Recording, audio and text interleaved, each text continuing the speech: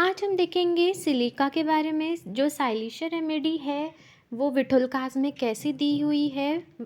जो विठुलकास है उसमें ये काफ़ी डेप्थ में दी गई है साइलिशा रेमेडी, मगर मैं इसका जो है समरी दूंगी कि इसके अंदर लिखा क्या क्या है, सो दैट आपको ये अच्छे से याद हो और आप इसके कोर सिम्टम्स आपको अच्छे से पता चल जाए।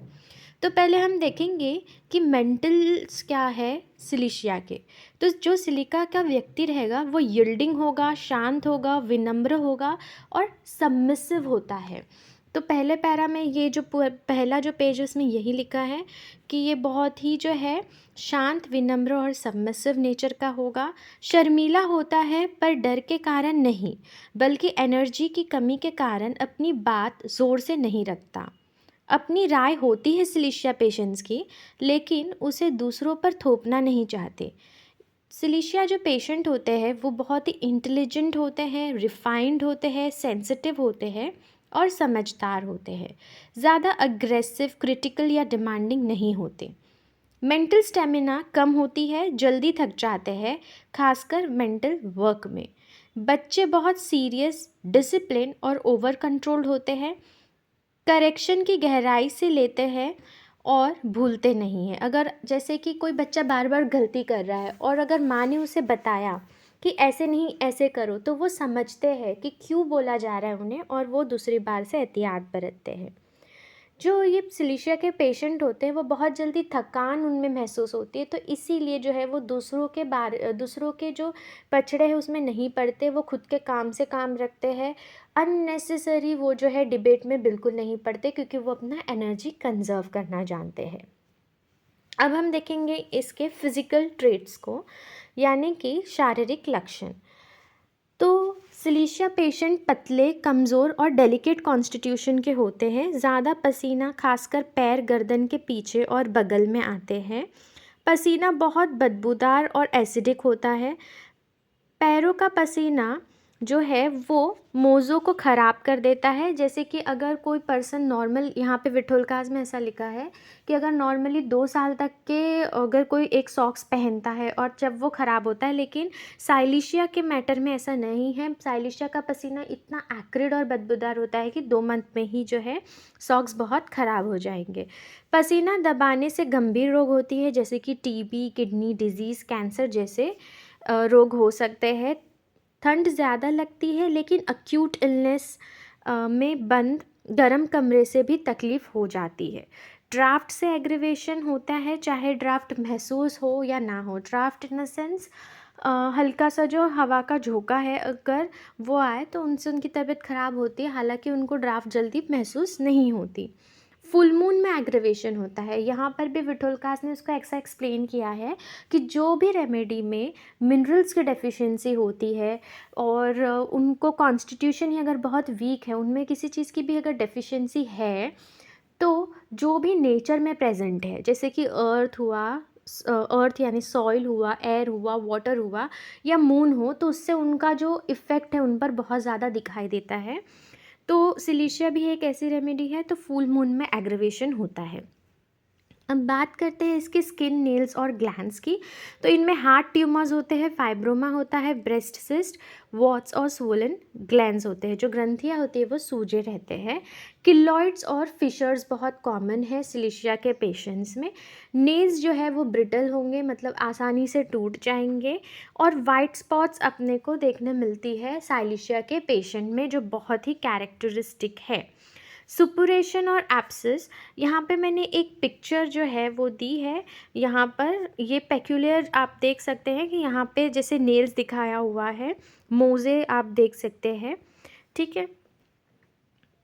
तो स्किन, नेल्स और ग्लैंड्स की हमने बात करी।